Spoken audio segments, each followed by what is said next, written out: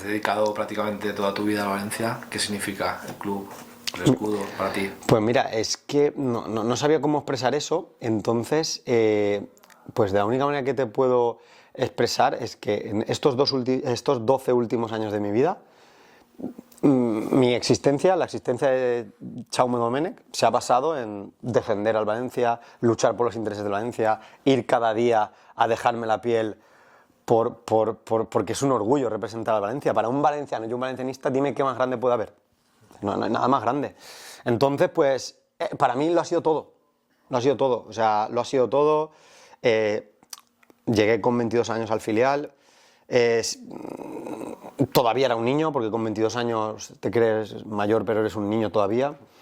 Y he madurado, porque esta camiseta te obliga a madurar muy rápido.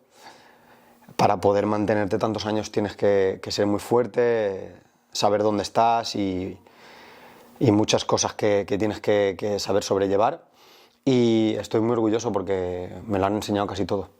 ¿De qué te sientes más orgulloso de lo que has hecho en Valencia? No solo en el campo, sino fuera.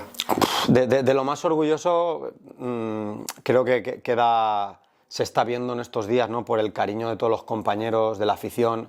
Eso para mí es lo más importante. El respeto de todo el mundo, lo he sentido unánime, la gente súper cercana, súper cariñosa conmigo.